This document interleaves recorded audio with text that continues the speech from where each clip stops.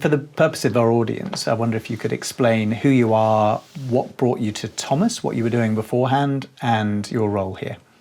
So I'm Clementine Heudron, known as Clem because it's a bit too long for most English speakers. I lead the product and design teams at Thomas. I am in charge of making our solutions work for our customers and provide the maximum value. My background is HR. I came from HR as a practitioner.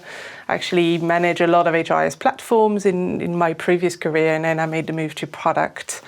And I worked for various HRIS providers all my way up to Thomas, so yes. Well, we're certainly benefiting from that experience, both the HR experience and the HRIS experience. I think it's important to know who you're building for and their challenges.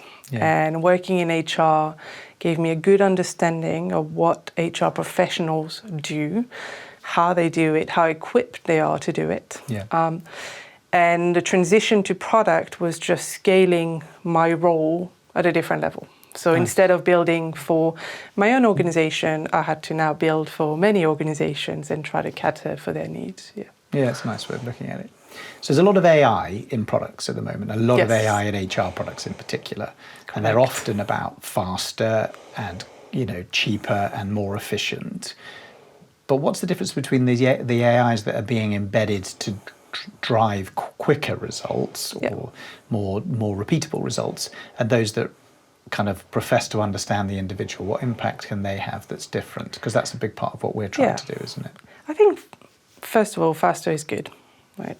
It's AI value, but it's kind of the new expected level. So you would complete tasks quicker, you might go through a task list at a different pace, but it won't transform how you work.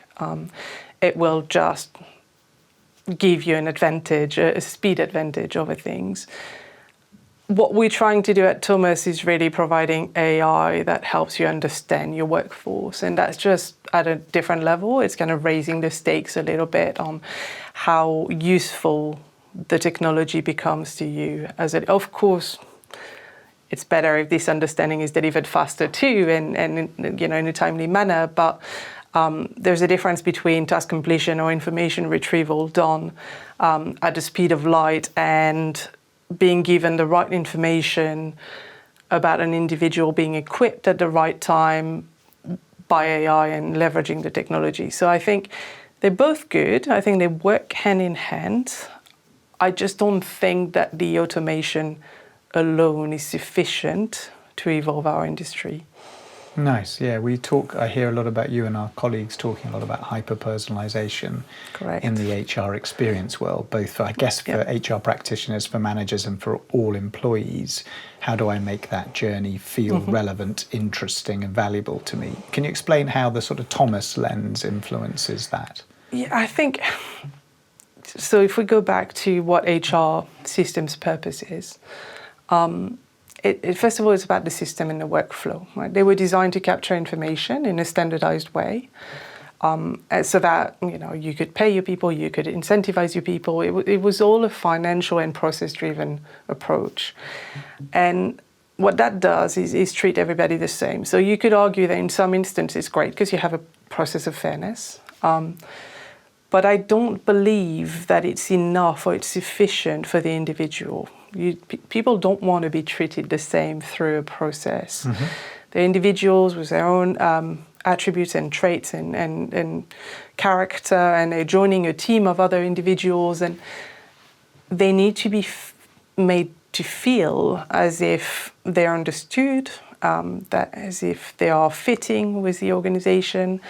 And that goes by adapting how we interact with those individuals in a workplace. And a lot of the interaction we do with employees is through HR tools. It's obviously it's a scale issue, right? We would want to be having an individual interaction with everybody, but we can't. We just can't scale ourselves to this. So we use systems as a proxy. And when the systems don't talk to an individual, there's this kind of erasure of who the person is. You are not maximizing their potential. You are not making them feel understood, making them feel like they belong in the organization. in not helping others understand this individual and onboard them the right way. So I think hyper-personalization here is really about making people be at their best in the workplace. So what are the financial impacts for an organization, or the organizational impacts? I think you get more invested if you feel understood. That's the first thing. It's also obvious that you will interact with people better, the better they know you, the deeper the relationship, the authenticity of the relationship, the more you will be willing to go beyond and give some level of discretionary effort and so on.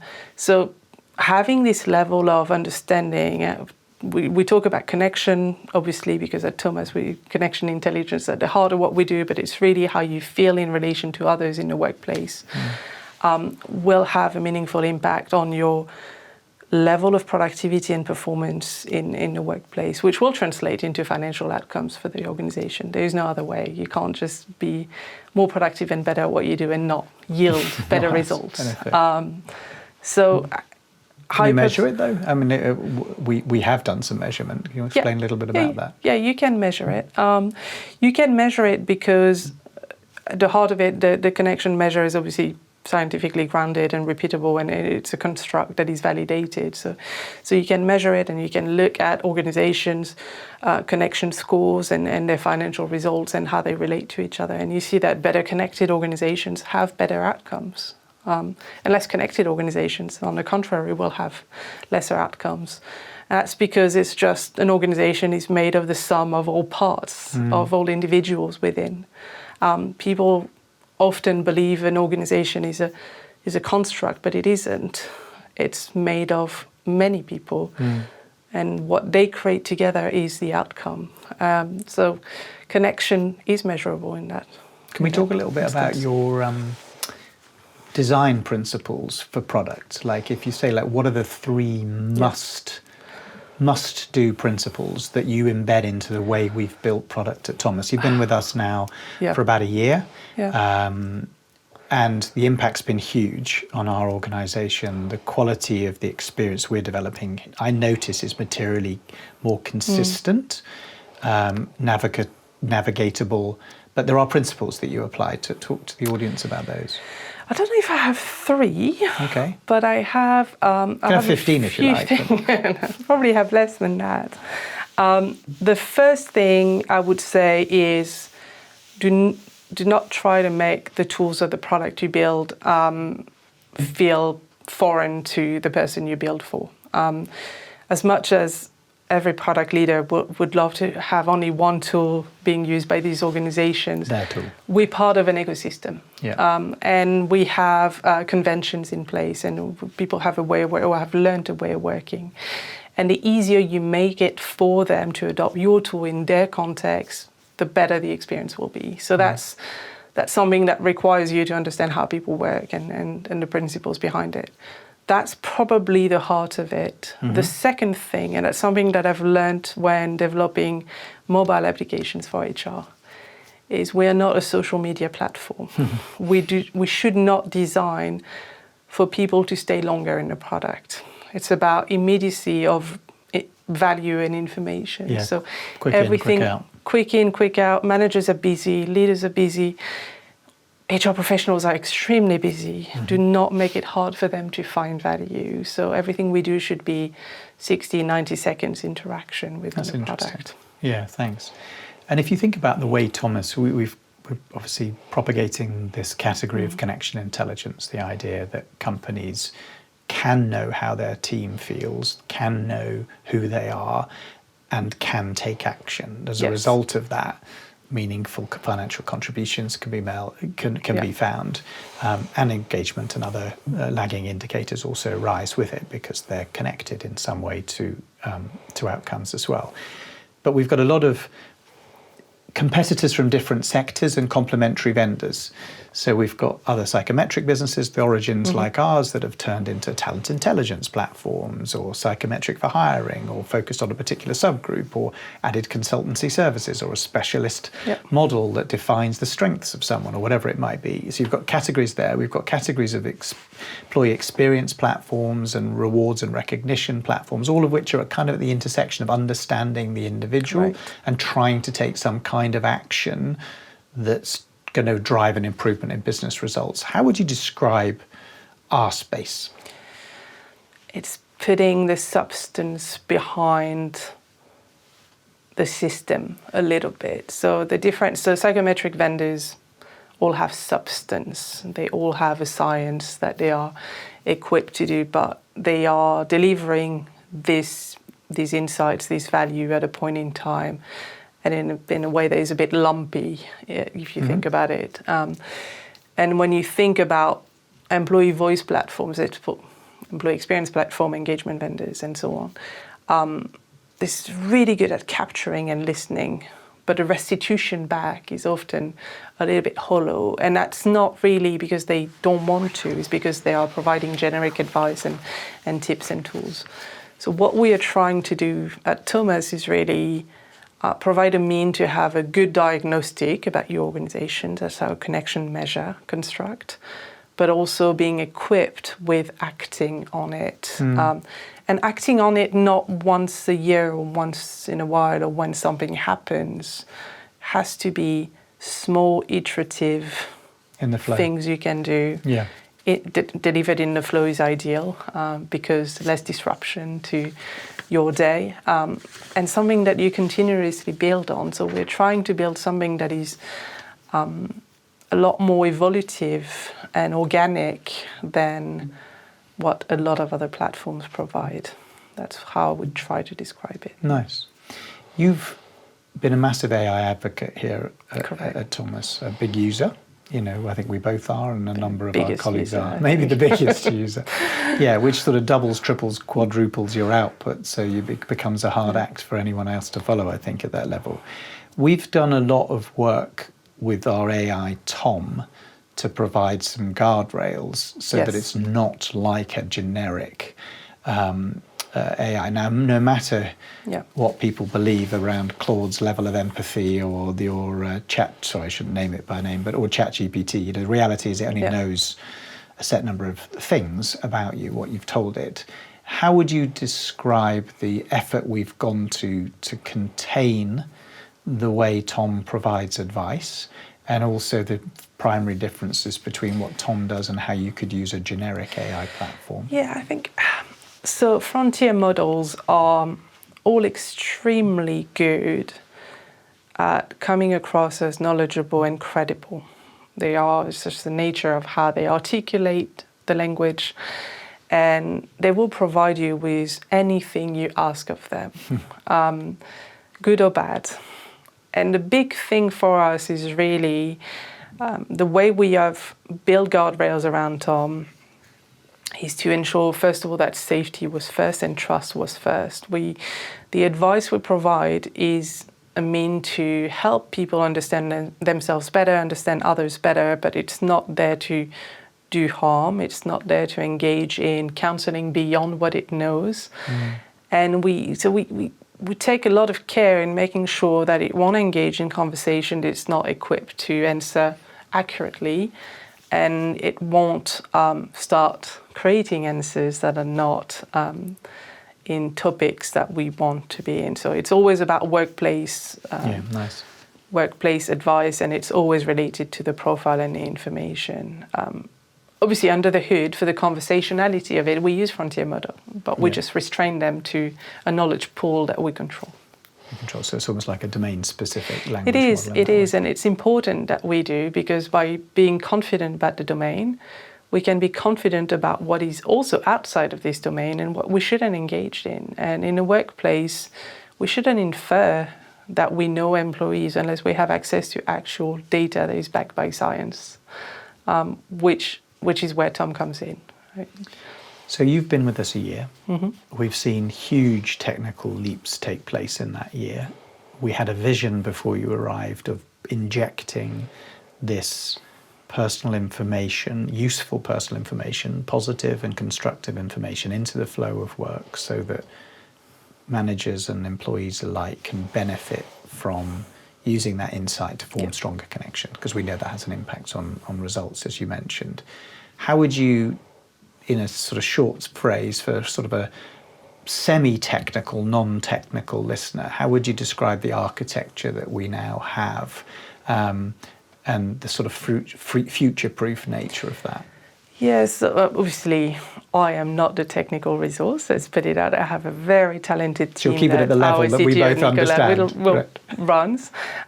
No, so the product is built with integrations at the heart of the proposition. So what we mean by that is every API in our product. So every time we surface data or retrieve data, those APIs are consumable by other platforms, either through traditional integration methods, such as API methods, or through MCPs or agent-to-agent type of protocols. And the reason we do that is because we can have all the knowledge in the world about an individual. If it's not provided to the right person at the right time in the right context, it's unlikely to be followed and applied and taken into consideration. So from an architectural standpoint, we have made sure that we're the first consumers of our data through our product, but we're not the only consumers. So any other provider can consume the same level of information. And it was brilliant. It was the vision we had a number of years ago, actually. It was just to bring it to life. I always felt it was a real, almost a crime to have such powerful information used as somebody enters an organization and then never look at it again. And now it's not just about saying, I can retrieve that PDF or that 16-page report. It's like, I want to interrogate what to do next in this situation. I need to set objectives, or I need to run a one-on-one, or I need to, heaven forbid, deal with a conflict.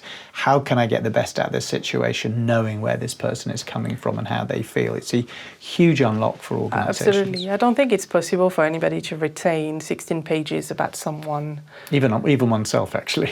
To the level of detail that we provide and make use of it continuously. I don't think it's just physically possible, and people will forget, and it's a shame, because there's such value in this understanding of someone that we ought to apply it at the right time and to help people perform the tasks that they're supposed to be doing, be it a manager or an employee.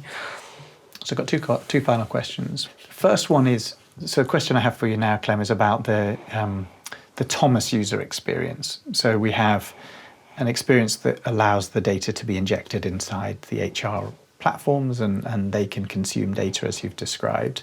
But you've also got an experience like a shop window. I wonder if you could describe in 30 seconds how that works for a manager today. So we do. So our product, the first principle is everything revolves around the profile. So we try to use our assessments and our connection measure to build a comprehensive profile around an individual.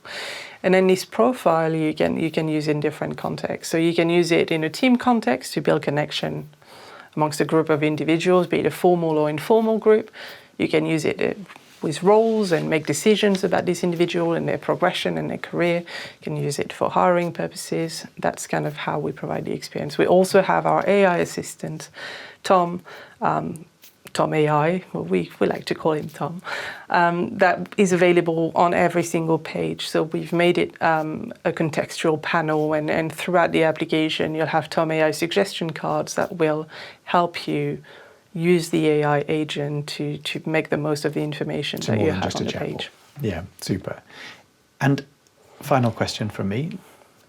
Clem, is around the product vision. So what we would love to see Thomas achieve for our customers in the next 2 to 3 years. How do you see the platform growing and changing, and what value will it deliver? I think for me, from a vision standpoint, the biggest unlock is organizational view of connection.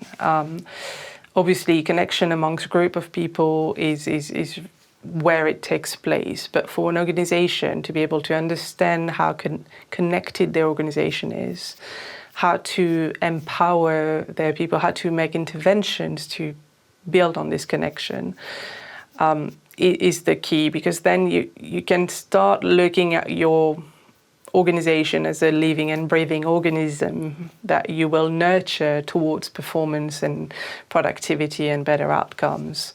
So a lot of what we are working on now is taking this complete profile of an individual and those team dynamics and really rolling it up at an organizational level. It's like, how do we equip HR teams and leaders so that they can do really targeted programs and interventions to really take their organization to the next level. Yeah, that's the vision. Awesome. Thanks, Clem.